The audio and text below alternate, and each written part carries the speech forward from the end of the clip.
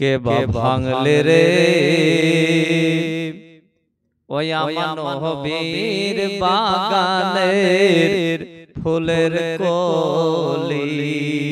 একবার হবে না আর একটু জোরসে হবে না। কে বা ভাঙলে রে ওই আমার রসুল বাগানের ফুলের কলি। ও কে বা ভাঙলে রে ওই আমার নবীর বাগানের ফুলের কলি। ও গো মাতা জাহার ফাতেমা পিতা শেরে খোদা আলী। ও গো মাতা জাহার ফাতেমা পিতা শেরে খোদা আলী। ওই আবার একটি ডালে দুটি ফুল হাসান আর হোসেন কে বা ভাঙলে রে ওই আমার নবীর বাগানের ফুলের কলি।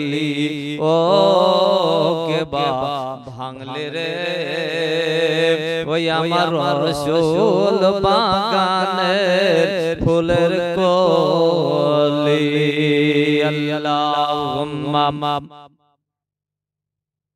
মাওলানা মুহাম্মাদ ওয়ালা মাওলানা মুহাম্মাদ সাল্লাল্লাহু তাআলা আলাইহি ওয়াসাল্লাম।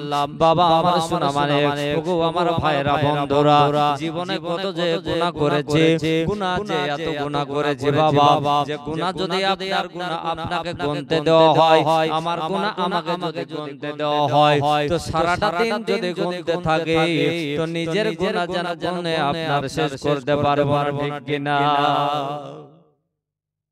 জি নিজের গুনাহ যদি নিজকে গুনতে দেওয়া হয়, গুনাহ আমরা এত করেছি আজকে আমাদের মুখের গুনাহ, পায়ের গুনাহ, অঙ্গের গুনাহ, পতঙ্গের গুনাহ, এই গুনাহ কিন্তু আমরা নিজের গুনাহ নিজেই হিসাব দিতে পারবো না। পারবো? আপনার তো মনে হচ্ছে যে দেখুন ওই যে ছেলে যে মনে হচ্ছে নবাবের আলিশা পড়ে আছে। দেখেন নবাবের আলিশা শুনেননি?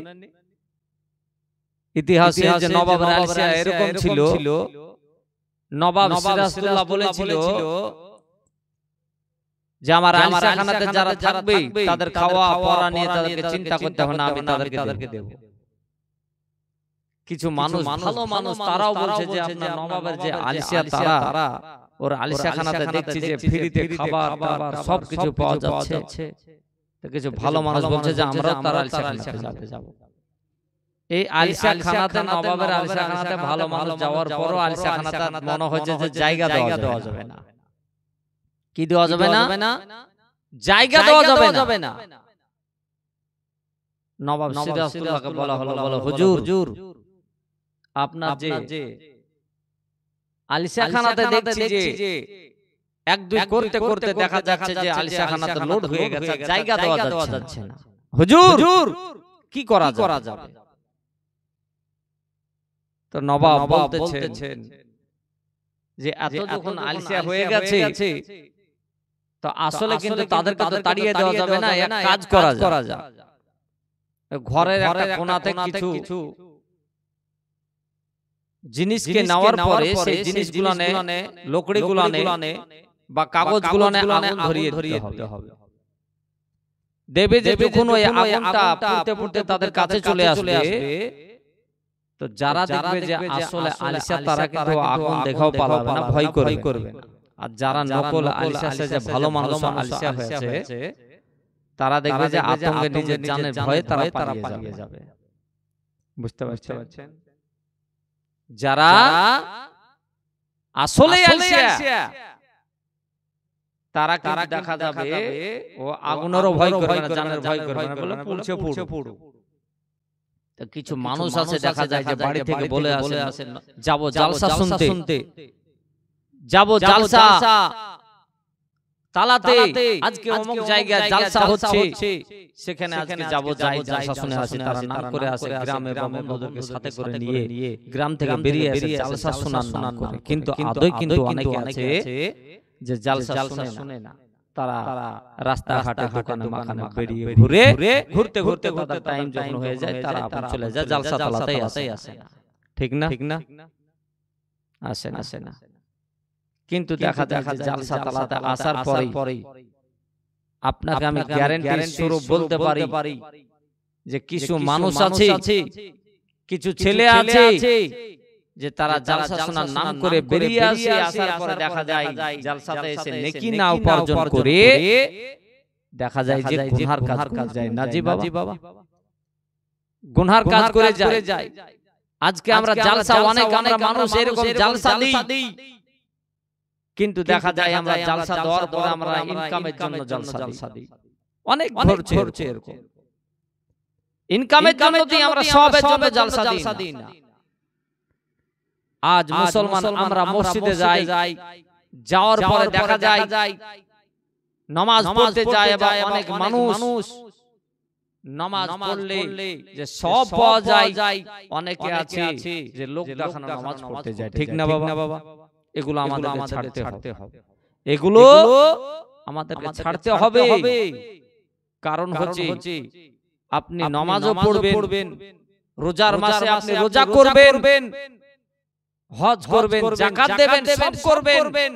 আবার দেখা যে ওই ব্যক্তিটাই পঞ্চুরাস গান শুনবেন, ওই ব্যক্তিটাই দেখা যাবে যে জুয়া খেলার আড্ডাতে যাবেন, নিজেকে জুয়া খেলবেন, লটারি খেলবেন। সে আপনার নামাজে কি কাজ হবে বাপ? হবে? যদি দেখা যায় একটা আঙ্গুল যদি আপনার কেটে যায়, আঙ্গুলটাকে ডাক্তারের কাছে গিয়ে সেই আপনার আঙ্গুলটাকে সেলাই করে ওষুধ দিয়ে মলম দিয়ে ওই ঘাটাকে ভালো করা হলো, সেই জায়গাটা আবার কেটেছেন, আবার দেখা গেল সেই জায়গাটায় কাটছেন। যদি একটা জায়গা বারবার কাটেন তো ডাক্তার দেখা যাবে সেলাই করতে করতে সেই তো আপনার নার্ভাস হবে না? তো ভাবছেন একদিকে আপনি দেখছেন যে নেকি করছেন, রোজা করছেন, হজ করছেন, নামাজ পড়ছেন, আবার আরেকদিকে যাচ্ছেন জুয়া খেলছেন, গ্রাম তালাতে যাচ্ছেন, লটারি কাটছেন। মানুষ আজকে শুধু নামাজ পড়লে নেকির কাজ করা যায় না, নেকি নামাজের বাইরেও অনেক কিছু আপনার নেকির কাজ, সবের কাজ করা যায় কিনা বাবা? নামাজ রোজার বাদও অনেক কিছু জিনিস আছে যে নেকি করা যায়, কিন্তু মানুষ আমরা সেগুলোকে ভুলে থাকি, সেগুলো আমরা দেখি না। যেমন আপনার আমরা অনেকে ভাবি যে হয়তো মদ খেলে, গাঁজা খেলে, চুরি করলে, ডাকাতি করলে এগুলোই মনে হয় গুনার কাজ বা পাপের কাজ। জি না, গুনার কাজ এর বাইরে অনেক কিছু আছে যে কাজগুলো করলে গুনাহ হয়। আজকে আফসোস লাগে মুসলমান যে আমরা বলি যে মুসলমানটা কেমন করে আমরা বলি মুসলমান। আমাদের জীবনে কত যে আমরা গুনাহ করছি, যে মোবাইলটাতে আপনারা দেখা যায় যে মোবাইলে ভালো হয়, মোবাইলে আবার খারাপও পাওয়া যায়। মোবাইলটাকে যা করবেন তাই হবে, কিন্তু বেরেন থেকে দিয়েছে আল্লাহ। যে আল্লাহ আপনার আমার রুজির মালিক কে বলুন? আল্লাহ। ইজ্জতের মালিক আল্লাহ, সম্মানের মালিক আল্লাহ। যে আল্লাহ পাক আল্লাহ তাআলা আপনাকে আমাকে ময়দানে ফিল্ডের মধ্যে ছেড়ে দেওয়া হয়েছে, ছেড়ে দিয়েছেন, পাঠিয়ে দিয়েছেন। বান্দারে একটা ফিল্ডের মধ্যে যেমন একটা বল ছেড়ে দেওয়া হয়, দুই দিকে দুটো দল থাকে, ওই বলটা দেখা যায় একবার ওর পায়ে যায় তো ও মেরে আরেকজনকে দেয়, আরেকজনের পা থেকে আরেকজনা যায়। এইভাবে যেমন আপনার ময়দানে বলটা ঘুরতে থাকে, ফিল্ডের মধ্যে ঘুরতে থাকে। বান্দারে তোমাকে আমি বেরেন বুদ্ধি দিয়ে দুনিয়ার বুকে পাঠিয়ে দিয়েছি, ময়দানের মধ্যে পাঠিয়েছি, যে তুমি কি করবে, কোনটা করবে, ন্যায় করবে না অন্যায় করবে, সেটা তোমার বেরেন বুদ্ধিতেই প্রমাণ দেবে। ঠিক কিনা বাবা? আব্বা আমার শোনা মানে জীবনে এত গুনাহ করেছে ভাই, কত অন্যায় কাজ করেছি, কত না পাপের কাজ করেছি। আল্লাহ আপনাকে একদিন জিগাইতে থাকবেন, বলে বান্দারে তোমার যেন হিসাবটা আজকে দিতে হবে। সেই সময় দেখা যাবে যে আমি যেন আল্লাহ পাক আল্লাহ তাআলার কাছে গিয়া হিসাব যেন আপনার দিতে পারবো না বন্ধু। ওগো আমার বন্ধু, আমার ভাইরা, সোনামানিকেরা, ওগো আমার মা বোনেরা, ও আমার মান খালারা, একটু শুনে জানা মাগো রাতের বেলা। তাই তো বলতেছিলাম,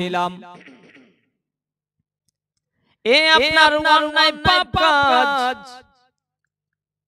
যে আপনার পাপ কাজ অন্যায় কাজগুলোকে আমরা সুপায়িত ভাবে করতে থাকি।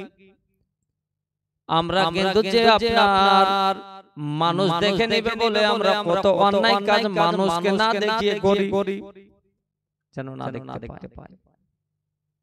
কিন্তু আল্লাহ পাক আল্লাহ তাআলা উনি তো আপনার দুনিয়ার বুকে আল্লাহ পাক আল্লাহ তাআলা পাঠিয়ে দিয়েছেন তো আপনাকে দেখাশোনার জন্য, যে দেখবেন যার জন্য আপনার দুই কাঁধে দুইজন ফেরেশতা সিসি ক্যামেরার মতন কাজ করতেছেন। বলেন সুবহানাল্লাহ। এটা সিসি ক্যামেরা যেমন একটা বড় বিজনেস দোকানের মধ্যে লাগিয়ে দেওয়া হয়, যে আপনার কে কখন আসনা, কে কোন মাল লইলো, এগুলো দেখার জন্য। আমার আল্লাহ পাকের সিসি ক্যামেরা লাগানো আছে আপনাকে দেখার জন্য, যোগানোর জন্য। এই ডান ও বামের দিকে আল্লাহ পাকের দুই ফেরেশতা, দুইজন ফেরেশতা আপনাকে দেখতেছেন, যে আপনি দিনের বেলাতে রাতের বেলাতে সারাটা দিন ও রাতের মধ্যে কি করছেন না করছেন ওনারা দেখতেছেন। যেই দিন আপনার নিঃশ্বাসটা বেরিয়ে যাবে, যেই দিন আপনার প্রাণ পাখিটা উড়ে যাবে, সেই দিন কিন্তু ওই ফেরেশতারা আপনার কাছ থেকে ওই ফেরেশতারা বিদায় নিয়ে নেবে। সুবহানাল্লাহ। যে ফেরেশতা আল্লাহ পাক আল্লাহ তাআলা বলেছেন, বলো গো কিরাবান ও কাতিবিন, তোমাদেরকে আমি যে এই বান্দার কাছে আমি নির্দিষ্ট ভাবে তোমাদেরকে থাকতে বলেছি, যে তোমাদের উদ্দেশ্য রাখার উদ্দেশ্য, যে তোমরা জানো এই আমার বান্দা কি করছে না করছে, যার জন্য একজনকে রাখা হয়েছে নেকির জন্য, আর ফেরেশতাকে রাখা হয়েছে গুনহার জন্য। সুবহানাল্লাহ। আব্বা আমার ভাইরাম, একটু শুনে জানা বাবা গো, একদিন কিন্তু আপনার আমাকে কবরে যেতে হবে। যে কবরে বাবা আপনার বেটা যাবে না, আপনার বেটি যাবে না, আপনার কবরে আত্মীয় স্বজন যাবে না, আপনার কবরে নিজের বিবি সাহাবা জানো যাবে না, আপনার কবরে যেন নিজের যেন বন্ধু বান্ধব যাবে না। বাবা গো, আপনি দুনিয়ার বুকে যখন একাই এসেছেন, আপনাকে এই দুনিয়া থেকে আবার যেন একাই বিদায় হয়ে চলে যেতে হবে। বলেন সুবহানাল্লাহ। ঠিক কিনা বাবা?